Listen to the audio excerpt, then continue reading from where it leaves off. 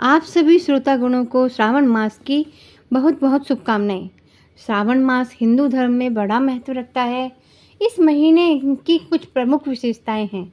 श्रावण मास में भगवान शिव की पूजा आराधना का विशेष विधान बताया गया है। हिंदू पंचांग के अनुसार यह महीना वर्ष का 5वां माह है और अंग्रेजी कैलेंडर के अनुसार सावन का महीना जुलाई अगस्त में आता है।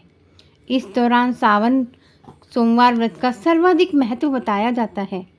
दरअसल श्रावण मास भगवान भोलेनाथ का सबसे प्रिय महीना है। इस माह में सोमवार का व्रत और सावन स्नान की परंपरा है। श्रावण मास में बेलपत्र से भगवान भोलेनाथ की पूजा करना और उन्हें जल चढ़ाना अति फलदायी माना गया है।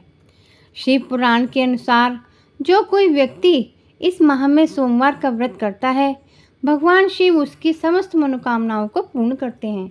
सावन के महीने में लाखों श्रद्धालु ज्योतिर्लिंग के दर्शन के लिए हरिद्वार, काशी, उज्जैन, नासिक समेत भारत के कई धार्मिक स्थलों पर जाते हैं। सावन के महीने का प्रकृति से भी बड़ा गहरा संबंध है, क्योंकि इस माह में वर्षा ऋतु होने से संपूर्ण धरती बारिश से हरी भरी हो जाती है। ग्रीष्म ऋतु के बाद इस माह में बारिश होने से मानव समुदाय को बड़ी राहत मिलती है। इसके अलावा श्रावण मास में कई पर्व भी मनाए जाते हैं। श्रावण के पावन मास में शिव भक्तों के द्वारा कांवड़ यात्रा का आयोजन भी किया जाता है। इस दौरान लाखों शिव भक्त देवभूमि उत्तराखंड में स्थित शिव नगरी हरिद्वार और गंगोत्री धाम की यात्रा करते हैं। वे इन तीर्थ स्थलों में गंगा जल से भरी कांवड़ को अपने कंधों पर रखकर पैदल लाते हैं और बाद में वह गंगा जल शिव जी को चढ़ाया जाता है। सालाना होने वाली इस यात्रा में भाग लेने वाले श्रद्धालुओं को कांवड़िया अथवा कांवड़िया कहा जाता है। पौराणिक मान्यता के अनुसार कहा जाता है कि जब देवताओं और असुरों के बीच समुद्र मंथन हो रहा था, तब उस समुद्र मंथन से 14 रत्न निकले थे। उन 14 रत्नों में से एक हलाहल विष भी था, जिससे सृष्टि नष्ट होने का भय था। तब सृष्टि की रक्षा के लिए भगवान शिव ने उस विष को पी लिया और उसे अपने गले से नीचे नहीं उतरने दिया। विष के प्रभाव से महादेव का कंठ नीला पड़ गया और इसी कारण उनका नाम नीलकंठ पड़ा। कहते हैं रावण शिव जी का सच्चा भक्त था। वह कांवड़ में गंगा जल लेकर आया और उसी जल से उसने शिवलिंग का अभिषेक किया और तब जाकर भगवान शिव जी को इस विष से मुक्ति मिली थी। सावन के इस पवित्र महीने में भक्तों के द्वारा कुछ विशेष व्रत भी रखे जाते हैं, जिसमें से सावन सोमवार व्रत, 16 सोमवार व्रत और प्रदोष व्रत विशेष हैं। सावन सोमवार व्रत सावन मास में सोमवार के दिन जो व्रत रखा जाता है, उसे सावन सोमवार कहा जाता है। सोमवार का दिन भी भगवान शिव को समर्पित है और 16 सोमवार व्रत सावन को पवित्र माह माना जाता है, इसलिए 16 सोमवार के व्रत प्रारंभ करने के लिए यह बेहद ही शुभ समय माना जाता है। प्रदोष व्रत में सावन में भगवान शिव एवं माता पार्वती का आशीर्वाद पाने के लिए प्रदोष व्रत प्रदोष काल तक रखा जाता है। सावन मास शिव जी के साथ माँ पार्वती को भी समर्पित है।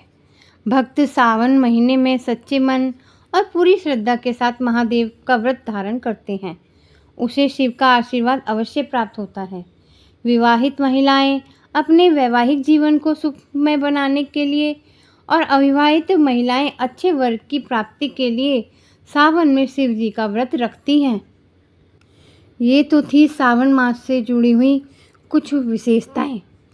आइए सुनते हैं सावन मास महात्म्य के दूसरा अध्याय। श्रावण मास का धर्म पालन कैसे किया जाता है।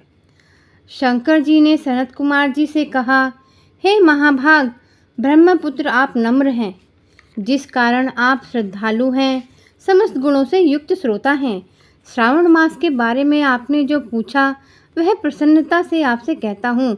हे तात, मैं आपसे कहूँगा, एकाग्र मन होकर सुनो। हे योगिन, श्रावण मास में नियम से रहकर मनुष्य 4 बजे सायंकाल भोजन करे, 1 महीने तक रुद्राभिषेक करे, अपने प्रिय किसी वस्तु को छोड़ दे।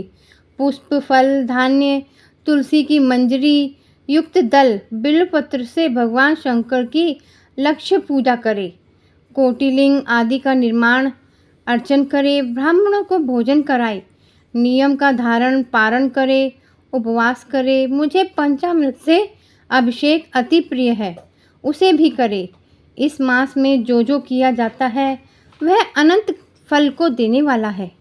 हे मुने, भूमि पर सोएं, ब्रह्मचर्य से रहें, सत्य कहें। इस महीने को कभी भी व्रत से रहित न व्यतीत करें। प्रातः स्नान करें, इंद्रियों को वश में रखें, एकाग्र मन हो नित्य मेरी पूजा करें। इस महीने में मंत्रों का पुरस्चरण भी उत्तम सिद्धि देने वाला है। षडक्षर शिव मंत्र और गायत्री मंत्र का जप करें। प्रदक्षिणा, नमस्कार तथा वेद पाठ करें, जो सद्य और वांछित फल देने वाला है। पुरुष सूक्त जपे तो अधिक फल देने वाला है। गृह यज्ञ, कोटि होम, लक्ष्य होम तथा अयुत होम करने पर सद्य फलता है। इच्छित फल देने वाला होता है। जो इस महीने में एक दिन भी व्रत नियम से रहित व्यतीत करता है वह महाप्रलय तक घोर नरक में जाता है। जैसे ये महीना मुझे प्रिय है वैसा कोई भी मुझे प्रिय नहीं है। यह महीना कामना के अनुसार फल देने वाला है, फलों को देने वाला तथा निष्काम मनुष्य का किया हुआ कर्म मोक्ष फल देने वाला है। हे सत्तम, उस समय में जो धर्म कहे गए हैं उनको मुझसे सुनो। रविवार को सूर्य का व्रत, सोमवार को मेरी पूजा कर भोजन करे। श्रावण महीने के पहले सोमवार से प्रारंभ कर 3.5 महीने तक होने वाला संपूर्ण कामना की अर्थ सिद्धि को देने वाला रोटक नामक व्रत होता है। मंगलवार के दिन मंगला गौरी का व्रत होता है। बुधवार को बुध का व्रत होता है। बृहस्पतिवार को बृहस्पति का व्रत, शुक्रवार को जीवंतिका देवी का व्रत होता है। हनुमान तथा नरसिंह का शनिवार को व्रत कहा गया है। हे मुने, अब तिथियों में होने वाले व्रतों को सुनो। श्रावण मास के शुक्ल पक्ष की द्वितीया को औदुंबर नाम का व्रत होता है। श्रावण शुक्ल चतुर्थी को दुर्वा गणपति नामक व्रत होता है। हे मुनि, इसी का अन्य नाम विनायक चतुर्थी व्रत भी है। श्रावण शुक्ल पक्ष की पंचमी नाग पूजन में उत्तम कही गई है। षष्ठी के दिन सुपोदन नामक व्रत और सप्तमी को शीतला देवी का व्रत होता है। अष्टमी और चतुर्दशी तिथि में देवी का पवित्रारोपण करें। श्रावण मास की कृष्ण तथा शुक्ल पक्ष की दशमी को आशा नामक व्रत होता है। कोई मनुष्य इस महीने की दोनों पक्ष की एकादशी को आशा व्रत का होना मानते हैं।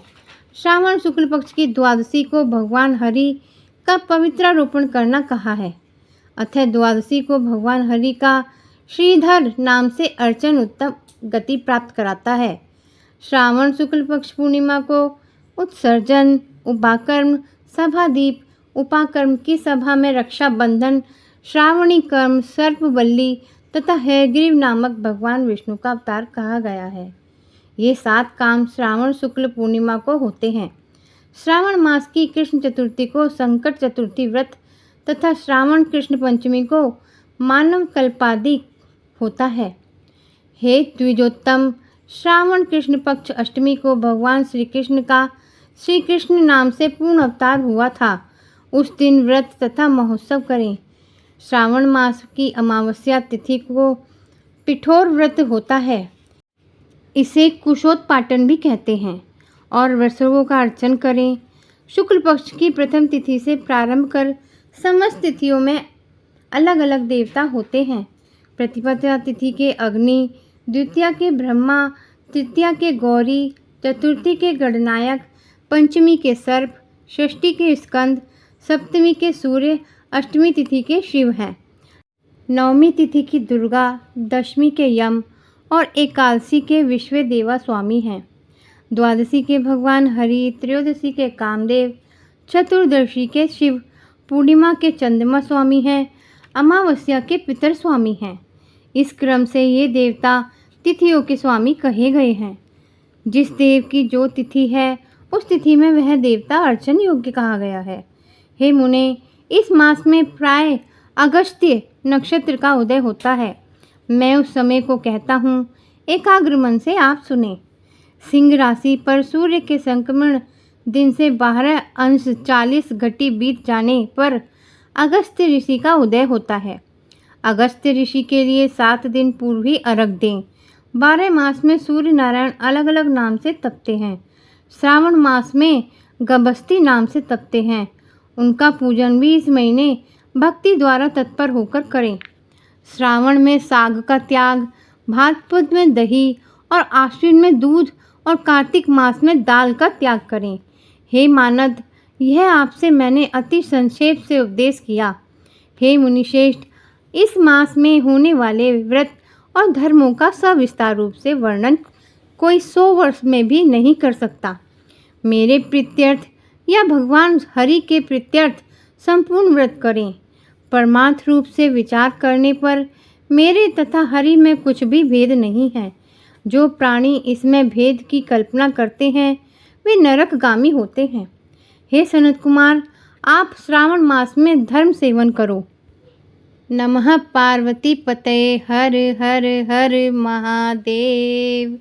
हर हर हर महादेव। हर हर हर महादेव।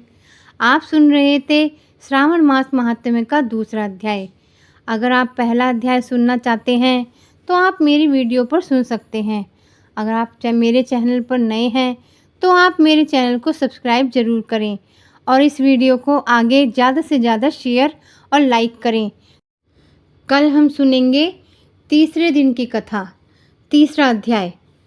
इसी के साथ कल मिलते हैं नई कथा के साथ। तब तक के लिए कमेंट में हर हर महादेव लिखना ना भूलें। हर हर महादेव। माता पार्वती और महादेव जी की कृपा से आपकी सभी मनोकामनाएं पूरी हों। भगवान आपका व्रत सफल करे। हर हर महादेव। जय गौरी शंकर भगवान की जय।